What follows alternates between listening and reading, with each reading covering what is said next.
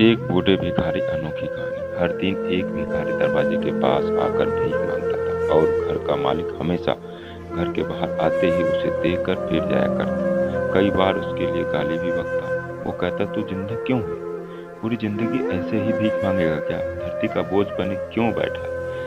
और कभी कभी उस भिखारी को गुस्से में वह धक्के भी मार दिया करता था। इतना कुछ हो जाने के बावजूद भिखारी के मुंह से सिर्फ यही निकलता, भगवान तुम्हारे पापों को माफ करे। एक बार सेठ को धंधे में बड़ा नुकसान होने की खबर मिली। सेठ बहुत परेशान था कि तभी उसके दरवाजे पर वही भिखारी आया। गुस्से में अपना आप खोते हुए सेठ ने भिखारी को पत्थर मार दिया।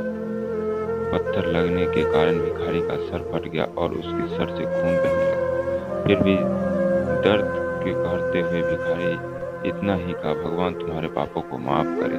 भिखारी वहां से चला गया। सेठ सोच में पड़ गए। भिखारी को पत्थर मारा, फिर भी उसके सिर प्रार्थना की।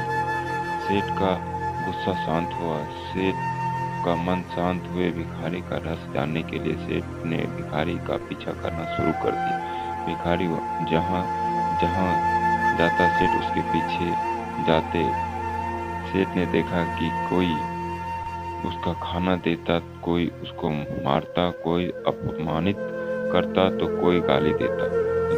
लोग भिखारी के साथ चाहे जैसा व्यवहार करते, लेकिन भिखारी उसके लिए एक ही प्रार्थना करता, भगवान तुम्हारे पापों को माफ करे। अब रात होने आई थी। भिखारी अपने घर जाने के लिए लौटा। वो अपने घर पहुंच गया, लेकिन सेठ अब भी उसका पीछा कर ही रहा था। एक पुरानी टूटी हुई खाट पर एक बूढ़ी औरत लेटी हुई थी। काफी कमजोर और बीमार लग रही थी। वह भिखारी की पत्नी थी। अपने पति को वापस आते ही वह खाट से उतर खड़ी हुई। पति के भीख वाले कटोरी में देखा। उसके सिर्फ आधे वासी रोटी थी। उसे देखकर वह बोली, आज बस इतना ही मिला? और हाँ, आपके सिर से खून निकल रहा है, ये चोट कैसी लगी? बूढ़ा भिखारी बोला, आज बस इतना ही मिला, किसी ने कुछ दिया ही नहीं, बस सबने गाली दी और एक ने पत्थर भी फेंकना, इसलिए मेरा सर फट गया। एक गहरी ठंडी सांस लेकर बूढ़ी भिखारी फिर से बोला, यह मेरे ही पापों का फल है। तुम्हें याद है कुछ सालों पहले हम कितने अमीर थे, कुछ नहीं था हमारे पास हर चीज जरूरत से ज्यादा थी, लेकिन हमने कभी दान नहीं किया। और उससे भी बुरा उस अंधे भिखारी के साथ जो हमारे दर पर भीख मांगते आया करता था। बूढ़ी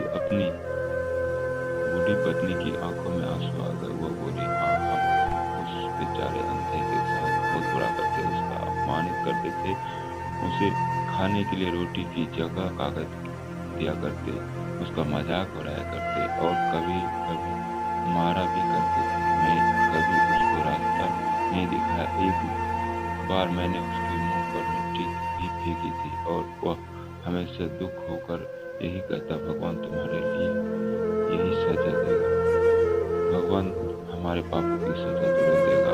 आज उसका श्राप सच हुआ और हम इस दुख भरी जिंदगी में आ गए। भिखारी बोला, हाँ, उसका श्राप सच हुआ, इसलिए मैं किसी को बद्दुआ नहीं देता, चाहे कोई मेरे साथ कैसा भी बर्ताव करे, मैं हमेशा उसके लिए प्रार्थना करता हूँ। मैं नहीं सोचता कि कोई भी मेरे जैसे जिंदगी का अनुभव करे, किसी को भी हमारे जैसे दुख का सामना करना पड़े। वो नहीं जानते कि वो कितना बड़ा पाप कर रहे हैं, लेकिन अनजाने में हुए पाप की किसी ऐसी सजा किसी को भी ना मिले। मैं नहीं चाहता। सेठ वहीं पर चुप कर यह सारी बातें सुन रहा था। जब उसे सब बात समझ आ गया तो भिखारी और उसकी पत्नी वह आधी रोटी मिल बांट कर खाए और भगवान बोलकर सो गए। अगले दिन बड़ा भिखारी फिर से भीख मांगते गया। सेठ के घर के पास आते ही सेठ ने पहले